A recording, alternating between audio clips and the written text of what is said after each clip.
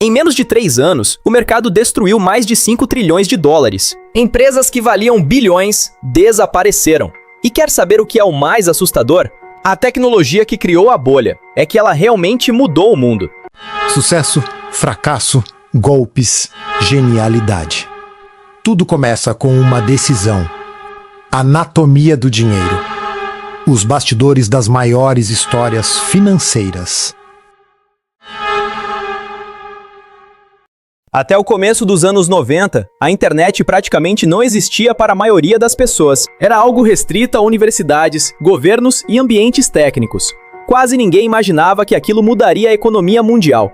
Mas então a internet deixa de parecer apenas uma tecnologia. Ela começa a parecer o início de uma nova era. Pela primeira vez, informação atravessava o planeta quase instantaneamente. Distância começava a perder importância. Tempo começava a encolher. E mesmo quem não entendia exatamente como aquilo funcionava, percebia uma coisa: alguma coisa histórica estava acontecendo. O grande ponto de virada acontece em 1995, com o IPO da Netscape. Até ali, a internet ainda parecia um experimento promissor. Depois daquele IPO, ela passa a parecer uma máquina de criar fortunas. A ação dispara logo no primeiro dia. Wall Street percebe imediatamente que existe uma nova fronteira econômica surgindo na frente deles. E naquele momento nasce uma das crenças mais perigosas dos mercados financeiros. A ideia de que as regras antigas talvez não valessem mais. Não era apenas tecnologia, era a nova economia. Uma nova corrida do ouro. Pela primeira vez, pessoas comuns estavam entrando na internet ao mesmo tempo em que investidores enxergavam o mercado inteiro surgindo praticamente do zero. E a narrativa fazia sentido. Esse é o detalhe importante. A internet realmente iria transformar o mundo.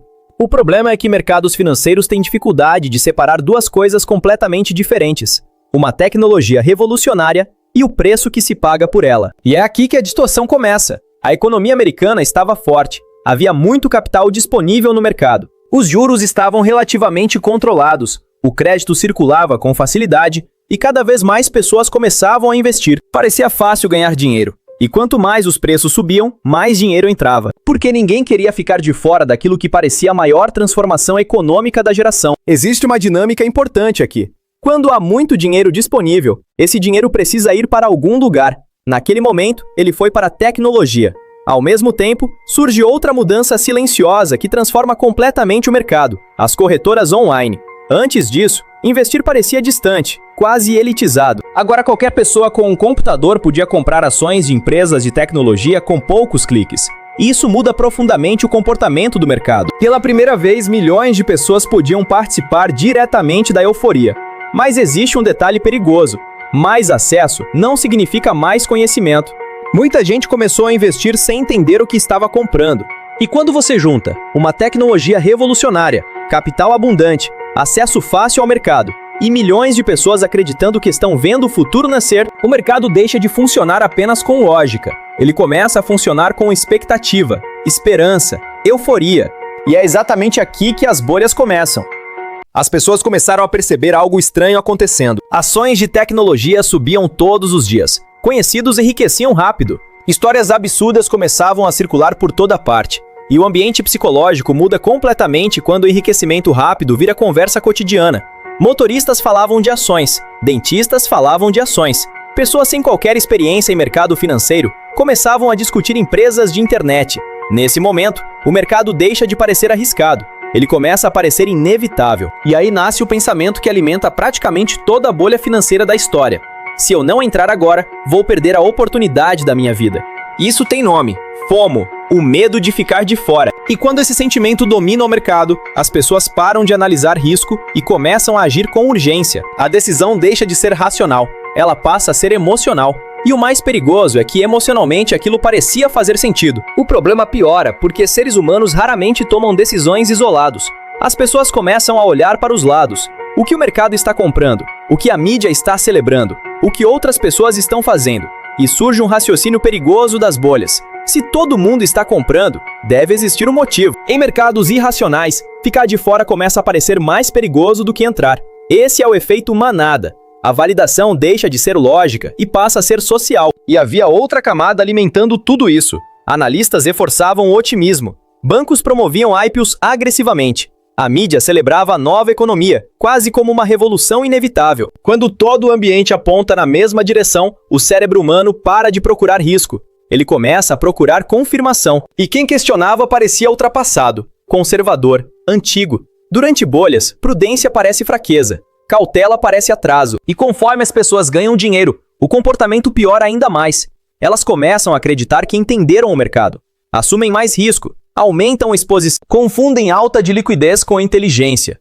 E então surge a frase que acompanha praticamente todas as bolhas financeiras da história. Dessa vez é diferente. Só que havia outro problema importante. A internet era nova. Pouquíssima gente realmente entendia como aqueles modelos de negócio funcionariam no longo prazo. Mas muita gente acreditava que entendia. Isso cria uma ilusão extremamente perigosa. A sensação de conhecimento sem profundidade suficiente para avaliar risco. E quando você junta tecnologia revolucionária, capital abundante, investidores inexperientes, validação social e excesso de confiança, a euforia deixa de ser entusiasmo saudável. Ela vira distorção coletiva. O problema é que distorções parecem normais enquanto estão acontecendo. E quando o mercado para de refletir realidade, ele começa a refletir comportamento. É aqui que a bolha realmente nasce. Toda bolha financeira nasce de uma narrativa poderosa. E a bolha das .com não foi diferente. A lógica parecia extremamente convincente para a época. A internet iria transformar o mundo, e qualquer empresa que conseguisse ocupar espaço cedo nesse novo ambiente poderia dominar mercados inteiros no futuro. Essa ideia era simples de entender, e tudo que é simples de entender costuma se espalhar rapidamente no mercado financeiro. Vamos vender isso pela internet. Parecia suficiente. Só que existe um detalhe importante aqui. No começo das grandes bolhas, a narrativa normalmente não parece absurda, ela parece inevitável. E isso muda completamente o comportamento dos investidores. O dinheiro começa a entrar de forma agressiva nas empresas de tecnologia. Fundos de investimento, venture capital e investidores institucionais passam a colocar enormes quantidades de capital no setor, mas nem sempre porque acreditavam profundamente na qualidade das empresas. Muitas vezes, investiam porque tinham medo de ficar de fora do próximo gigante tecnológico. Esse ponto é extremamente importante para entender bolhas financeiras modernas. Em períodos de euforia, gestores não tomam decisões apenas baseados em convicção racional. Eles também operam sob pressão competitiva. Porque se um fundo ficar de fora da alta enquanto todos os concorrentes estão enriquecendo, ele parece incompetente. Então o incentivo deixa de ser apenas encontrar empresas boas. O incentivo passa a ser participar da narrativa antes dos outros. E quando existe muito capital disponível no sistema, eficiência deixa de ser prioridade. As empresas não precisam necessariamente apresentar fundamentos sólidos. Precisam parecer capazes de crescer rápido. E é exatamente isso que começa a dominar o mercado. As empresas passam a focar obsessivamente em expansão, marketing, aquisição acelerada de usuários e crescimento de receita a qualquer custo. O problema é que crescimento e lucro não são a mesma coisa. Só que durante a euforia, o mercado começa lentamente a agir como se fossem. Essa talvez seja uma das mudanças psicológicas mais perigosas das bolhas. O momento em que investidores passam a tratar crescimento como substituto automático de sustentabilidade financeira. E então surge outra distorção importante. Muitas empresas vão para a bolsa cedo demais, ainda imaturas, sem modelos de negócio sólidos, sem previsibilidade financeira. Mas o mercado não parecia se importar muito com isso naquele momento, porque quem comprava essas ações não estava comprando resultados presentes, estava comprando expectativa futura. Movidos por FOMO, validação social e narrativa tecnológica, milhões de investidores comuns começam a entrar no mercado, acreditando que estavam participando do nascimento de uma nova economia. E é aqui que a bolha entra na sua fase mais perigosa. Os preços começam a subir independentemente da qualidade real dos negócios. Quem entrou cedo se sente inteligente, quem ficou de fora sente urgência. E a própria alta começa a alimentar novas altas. O mecanismo psicológico é quase automático. A alta gera manchetes. As manchetes geram atenção. A atenção traz novos investidores. Os novos investidores empurram os preços ainda mais. E então o ciclo começa a se retroalimentar sozinho. Durante aquele período, bastava uma empresa adicionar .com ao nome para chamar a atenção do mercado. Em alguns casos, as ações disparavam mesmo quando a empresa não tinha lucro, modelo de negócio sustentável ou sequer receita relevante. Mas isso parecia secundário, porque naquele momento o mercado acreditava estar comprando o futuro. E acontece uma mudança extremamente perigosa. O mercado começa lentamente a acreditar que métricas tradicionais ficaram ultrapassadas. Lucro parecia antiquado. Fluxo de caixa parecia menos importante. Valuation tradicional parecia coisa da velha economia. Aqui vale uma pequena pausa na narrativa. Valuation é uma metodologia utilizada para calcular o valor de uma empresa. Esse processo é fundamental tanto para sócios quanto para investidores, pois permite determinar o preço justo de uma companhia e o retorno de um investimento em suas ações. Em resumo, valuation é a avaliação do valor econômico de um negócio, considerando aspectos como lucro e retorno. Durante a bolha das .com, o que realmente importava, segundo a lógica dominante da época, era crescer rápido e conquistar escala antes dos concorrentes. Era como se o mercado inteiro tivesse decidido suspender temporariamente as regras básicas da matemática financeira. A crença central era simples: quem dominar usuários hoje, dominará lucros gigantescos amanhã. E perceba o perigo psicológico disso. As pessoas começam a tratar esperança como se fosse fundamento. Só que existia um problema técnico enorme escondido por trás da narrativa. Muitas dessas empresas perdiam dinheiro em cada cliente conquistado. Isso é um conceito extremamente importante chamado economia unitária. Se uma empresa perde dinheiro em cada venda, crescer mais rápido pode simplesmente aumentar o prejuízo em escala maior. E poucas empresas simbolizaram isso tão bem quanto a Pets.com. A empresa crescia rapidamente, aparecia constantemente na mídia e virou símbolo da nova economia digital. Mas existia um detalhe fatal: quanto mais ela crescia, mais dinheiro perdia. Mesmo assim, o mercado continuava elevando seu valuation. E isso revela uma transformação psicológica profunda que acontece em praticamente toda a bolha financeira. O preço deixa de ser consequência dos resultados, ele passa a ser consequência da narrativa. Usuários, tráfego, potencial, expectativa. Nesse momento, valuation deixa de funcionar como limite racional e começa a funcionar como imaginação coletiva. Porque durante períodos de euforia, o cérebro humano prefere focar no cenário que pode dar extremamente certo do que nas limitações práticas que podem destruir aquele cenário. E existe ainda outro erro gigantesco que foi ignorado durante a bolha das .com. Não basta perguntar se uma empresa pode gerar lucro algum dia. A pergunta importante é: quando esse lucro virá? Porque quanto mais distante está o retorno esperado, maior é o risco embutido naquela expectativa. Só que durante bolhas financeiras, o presente parece temporário e o futuro parece infinito. Toda bolha parece sustentável, até o momento em que a realidade reaparece. E no começo dos anos 2000, isso começa a acontecer. O Federal Reserve sobe juros, o dinheiro fica mais caro, a liquidez começa a diminuir. E então investidores fazem uma pergunta que durante muito tempo parecia irrelevante: cadê o lucro? De repente, a única coisa que importava era justamente aquilo que o mercado tinha ignorado. Aqui ocorre a grande virada psicológica. O que era entusiasmo vira dúvida. O que era confiança vira medo. Porque confiança financeira leva anos para ser construída, mas pode desaparecer em dias. O Nasdaq despenca cerca de 78%. Trilhões evaporam. A liquidez desaparece. Empresas quebram. Fortunas somem rapidamente. E muita gente que acreditava ser genial descobre uma verdade dolorosa. Não estava surfando habilidade, estava surfando liquidez. A euforia vira pânico. E o ciclo se inverte violentamente. Quedas geram medo. Medo gera venda. Venda derruba ainda mais os preços. Mesmo empresas boas caem forte durante o pânico. A Amazon caiu, eBay caiu. Porque em momentos de medo extremo, o mercado para de perguntar quanto vale e começa a perguntar quem consegue sair primeiro. No curto prazo, o estrago foi brutal. Trilhões de dólares evaporaram, empresas quebraram em sequência.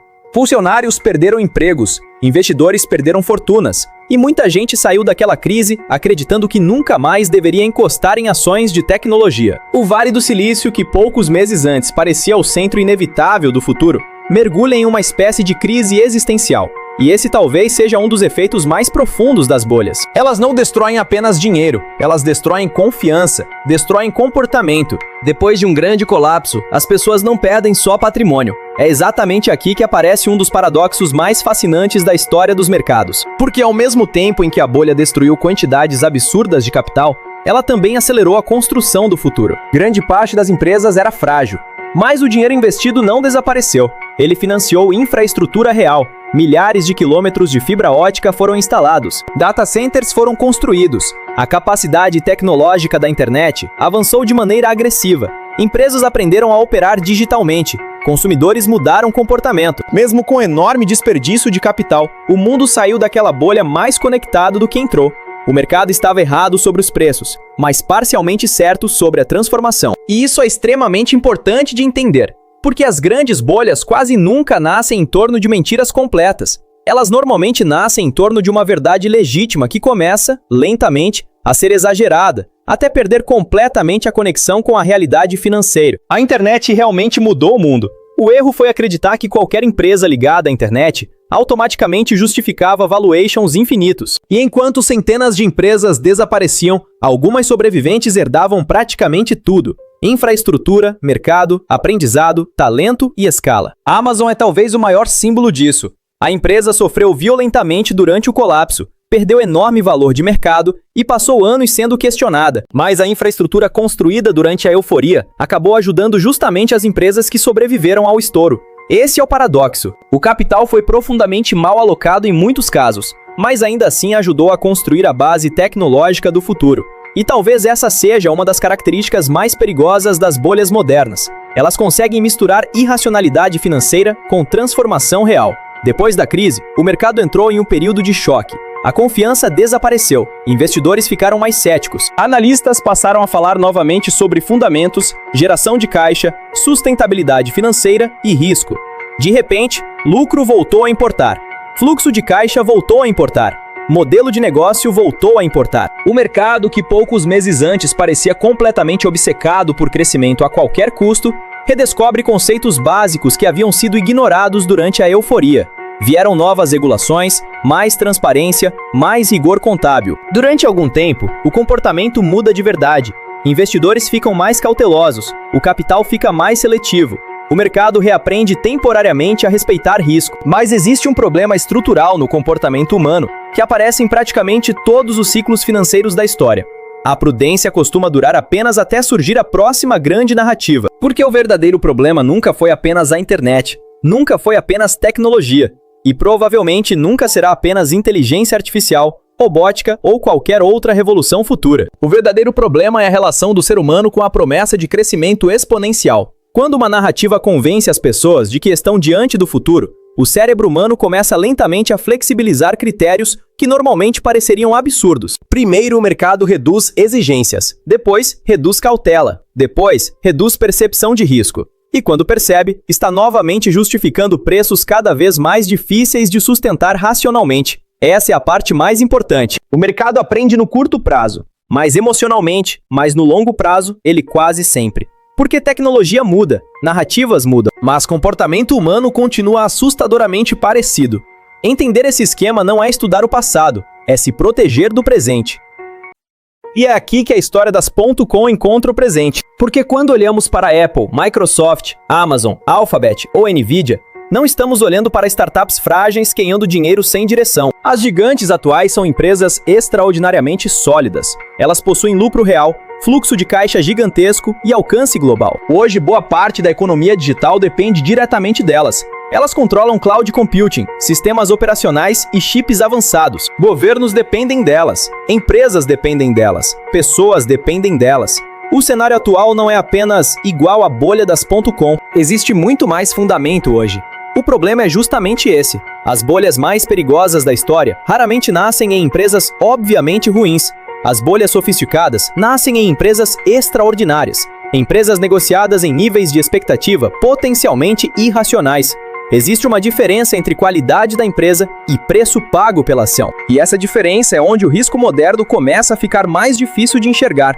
O mercado compra projeções futuras agressivas, e poucas empresas simbolizam isso melhor do que a Nvidia. A Nvidia é uma empresa real e dominante. O problema é a expectativa. Quanto mais o preço de uma ação depende de um futuro distante, maior é o espaço para exagero narrativo. E então surge a pergunta: e se o futuro realmente acontecer? Mas acontecer mais devagar do que o mercado espera? Essa diferença entre expectativa e velocidade de execução, sozinha, já pode justificar correções extremamente violentas. E é exatamente aí que entra a inteligência artificial. Hoje existe uma sensação coletiva parecida com a que existia nos anos 90. A percepção de que estamos diante de uma transformação histórica inevitável. E talvez essa percepção esteja correta. Mas perceba como a estrutura atual é mais sofisticada. OpenAI e Anthropic ainda operam em fase pesada de investimento. Ao mesmo tempo, elas estão profundamente conectadas às grandes empresas. Microsoft com OpenAI, Amazon com Anthropic, Google com sua própria IA. E talvez o símbolo mais poderoso dessa nova era ainda nem tenha chegado ao mercado aberto ainda: a SpaceX. Em 21 de maio, a SpaceX deu o primeiro passo rumo à bolsa. Ela protocolou junto à SEC, equivalente à CVM no Brasil, o registro de abertura de capital. A avaliação da SpaceX no IPO pode variar entre 1,75 trilhão e 2 trilhões de dólares, que pode tornar Musk o primeiro trilionário da história. SpaceX não é baseada em promessa vazia. O desafio agora não é distinguir empresas boas de ruins, é distinguir empresas extraordinárias de preços irracionais. Porque o risco não desapareceu, ele apenas mudou de lugar. Na bolha das .com, o risco estava em empresas frágeis. Hoje, o risco pode estar embutido justamente nas expectativas colocadas sobre as empresas mais fortes do planeta. Isso é mais difícil de perceber. Existe euforia hoje? Sim. Existe concentração extrema de capital? Também. Mas agora existe o lucro real e infraestrutura. Essa é a grande diferença. Só que qualidade não elimina excesso. O mercado começa a acreditar que crescimento continua indefinidamente. Daqui para frente, existem basicamente 3 caminhos possíveis. No primeiro, a IA entrega tudo e os resultados acompanham a expectativa. No segundo, a tecnologia avança, mas os preços anteciparam perfeição demais. Expectativa e realidade precisam se reencontrar. E existe um terceiro cenário. A narrativa perde força, o mercado reprecifica risco e o excesso desaparece violentamente. Mas existe uma conclusão central.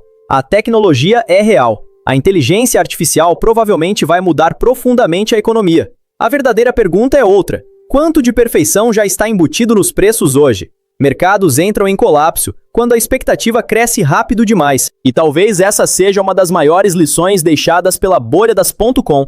As maiores bolhas da história quase nunca nasceram de mentiras completas. Nasceram de verdades reais levadas ao extremo. A bolha das .com foi o ensaio do comportamento humano diante de uma tecnologia transformadora. No fim, a história nunca foi apenas sobre tecnologia. Ela sempre foi sobre pessoas tentando precificar o futuro e exagerando no processo. Se quiser saber mais sobre a fortuna de Musk, clique no card aqui em cima para assistir ao episódio onde eu falo sobre o arquiteto Elon Musk. Se assistiu até aqui, curta, compartilhe e se inscreva. Até lá! Bem-vindo a J Finanças. Educação financeira sem enrolação. Pronto para parar de reagir e retomar o controle sobre o seu dinheiro? Se inscreva agora. Curta, compartilhe. Comece a transformar sua vida financeira agora.